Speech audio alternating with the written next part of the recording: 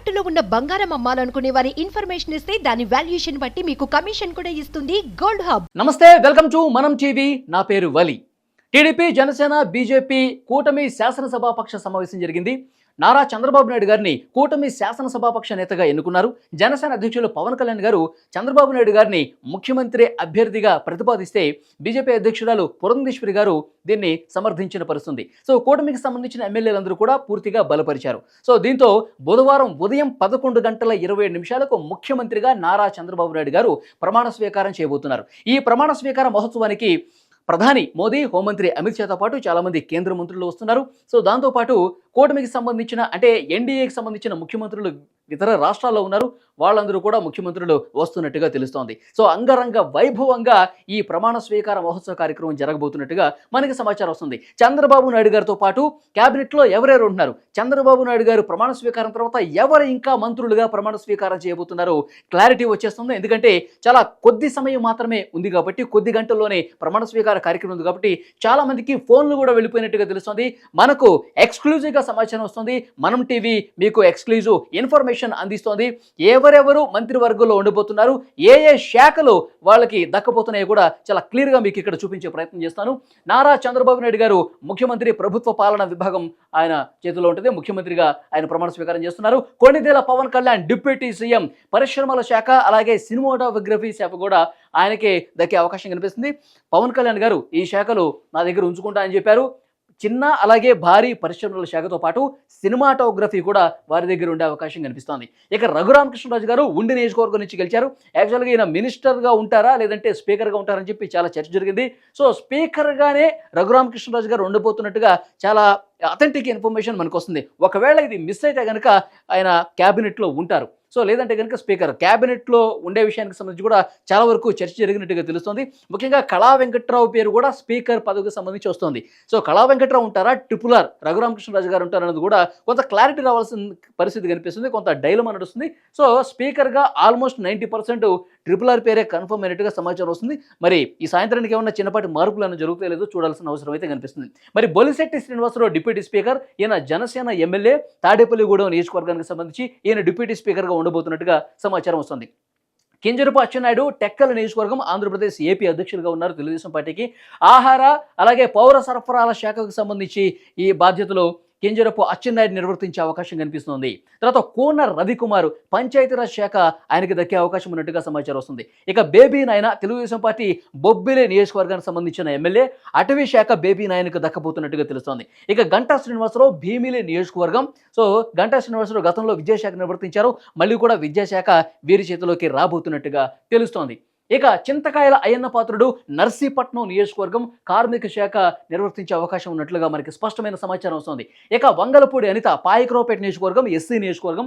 So హోంశాఖ వీరికే దక్కబోతుంది. మనం చూసాం గతంలో కూడా ఎస్సీ ఎమ్మెల్యేలకే, మహిళా ఎమ్మెల్యేలకి అందులో కూడా హోంశాఖ ఇచ్చిన పరిస్థితుంది. సో ఈ ప్రభుత్వంలో కూడా మహిళకి, ఎస్సీ మహిళకి పాయకరావుపేట నియోజకవర్గ ఎమ్మెల్యే వంగలపూడి అనితకు హోంశాఖ దక్కే అవకాశం ఉన్నట్టుగా మనకి స్పష్టమైన సమాచారం వస్తుంది. ఇక కొనతాల రామకృష్ణ జనసేన ఎమ్మెల్యే, అనకాపల్లి నియోజకవర్గం న్యాయశాఖ, విద్యుత్ శాఖ, ఈ రెండు శాఖలు కూడా కొనతాల రామకృష్ణకు దక్కే అవకాశం ఉన్నట్టుగా మనకి స్పష్టమైన సమాచారం వస్తుంది.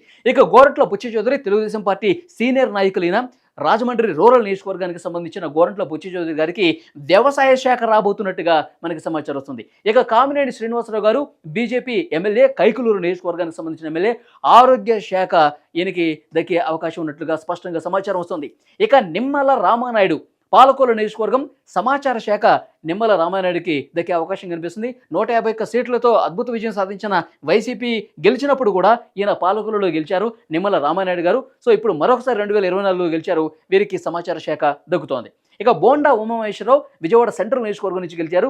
నీటిపారుదల శాఖ బోండా ఉమకి రాబోయే అవకాశం చాలా స్పష్టంగా కనిపిస్తుంది. చాలామంది ఇప్పుడు నేను ఏవైతే పేర్లు చదువుతున్నానో శాఖలతో సహా, సో ఆల్రెడీ ఆల్మోస్ట్ చాలా వరకు పేర్లు వాళ్ళు కన్ఫర్మ్ అయిపోయి ఫోన్లు కూడా వాళ్ళకి వెళ్ళినట్టుగా తెలుస్తుంది.